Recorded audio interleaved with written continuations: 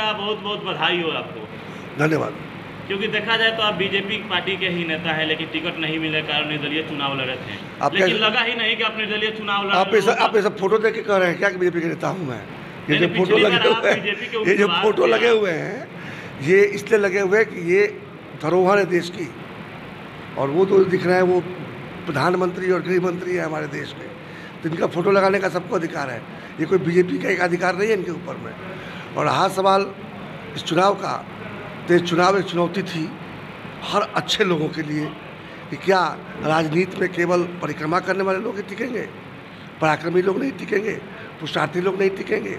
और ये चुनौती को सारण के जनप्रतिनिधियों ने गले लगाया और जिताकर दिखा दिया।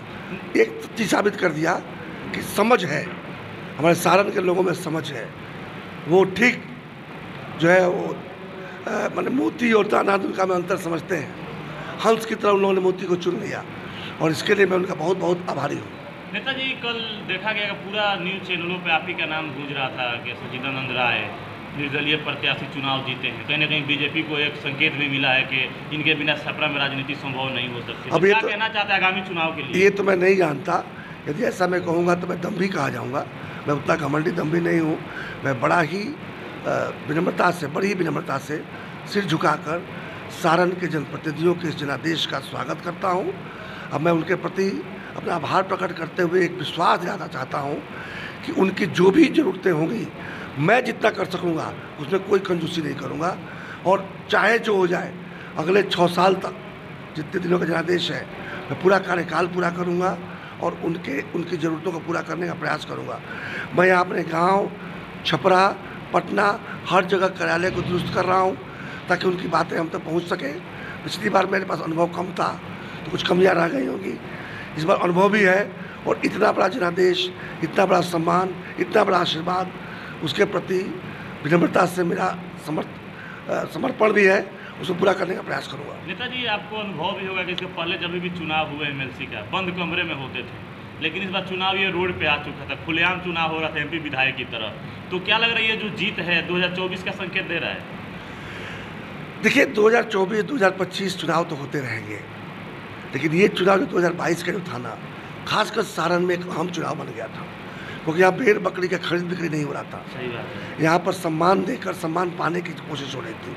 मेरे प्रतिद्वंदी भी जो है सुधांशु रंजन को मैं साधुवाद देता हूँ कि वो भी मेरे साथ कदम से कदम मिलाकर लोगों को सम्मानित करने का काम कर रहे थे। ये अलग बात है कि जनप्रतिनिधियों ने मुझे उनसे ज़्यादा योग्य समझा, ज़्यादा करीब समझा, और इसके लिए मैं हृदय से आभार प्रकट करता हूँ। आप एनडीए के नेता रह चुके हैं और देखा जाए तो 12 सीटों पर एनडीए चुनाव जीती है, और आप निर्दलीय चुनाव जीत के आए, तो क्या सपोर्ट कीजिएगा एनडीए को? मैंने कहा ना, मैं सारण को सपोर्ट करूँगा। सारण के हित में जो भी निर्णय लेने होंगे, बहुत से ऑफर्स आ रहे हैं मेरे पास में, बहुत से विकल्प खुल रहे हैं, लेकिन मैं किसी हड़बड़ी में नहीं हूँ। मैं देखूँगा कि कौन, देखिए राजनीति में रहना है तो निर्दल तो नहीं रह सकते, कभी न कभी किसी दल के साथ तो जुड़ना ही पड़ेगा। 2024 में क्या लगता है, लगातार दूसरी बार जीतने के बाद लोकसभा जाने का?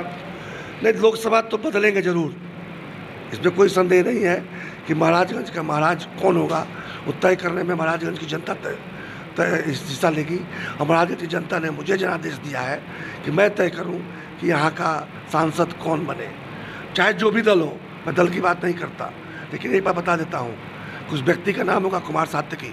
ओके, मैं 6 साल के लिए कटिबद्ध हूँ, मैं इनकी सेवा करूँगा।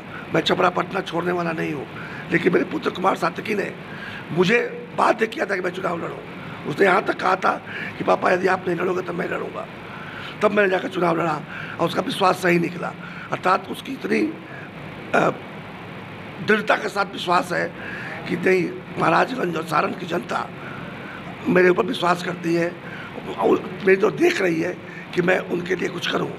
मेरे पुत्र में जहाँ तक मैं समझता हूँ मेरे से अधिक समझ राजनीति की, और युवा भी है, अभी तो 29 साल का ही है।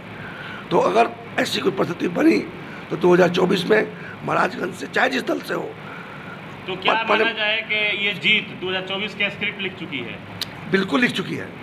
ऐसा नहीं है कि विधान परिषद ही मुस्तकबिल तय करता है, केंद्र में भी हमारा प्रतिनिधि होना चाहिए ताकि केंद्रीय योजनाओं को हम यहाँ पर ला सकें। तो मान के चलिए कि 2024 में कुमार सात्यकी मेरा जो छोटा बेटा है वो चुनाव लड़ेगा, किस दल से लड़ेगा ये समय तय करेगा। तो उन प्रतिनिधियों के बारे में क्या कहना चाहते हैं जो आप पे विश्वास जताए हैं? उन लोग का एक ही मांग है, मानदेय भाता और पेंशन। मैं उनके साथ हूँ और मेरा संकल्प है कि पंचायतों को मिले उनकी सरकार, अर्थात धरातल में पंचायती राज व्यवस्था उतरे और वेतन पेंशन भी मिले अब की बात।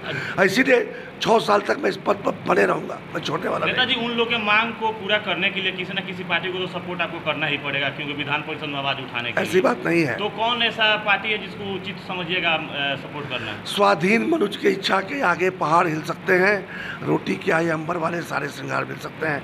ये रामधारी सिंह दिनकर ने बहुत पहले लिखा था। मैं स्वाधीन हूँ, मैं स्वतंत्र हूँ, मैं इंडिपेंडेंट हूँ, मैं सब कुछ कर सकता हूँ। किसी पार्टी में जाने के बाद क्या होता है, आप अनुशासन से बन जाते हैं। तो मान कर चलिए कि निगोरा से हो, दबाव से हो, आंदोलन से हो या अदालत जाकर हो, ये जो वेतन पेंशन की लड़ाई जो है ये रुकने वाली नहीं है। जब तक वेतन पेंशन नहीं दिलाऊंगा, जब तक पंचायती राज व्यवस्था को धरातल पर नहीं उतारूंगा, तब तक मेरा कार्यकाल पूरा नहीं होगा। चलिए, बहुत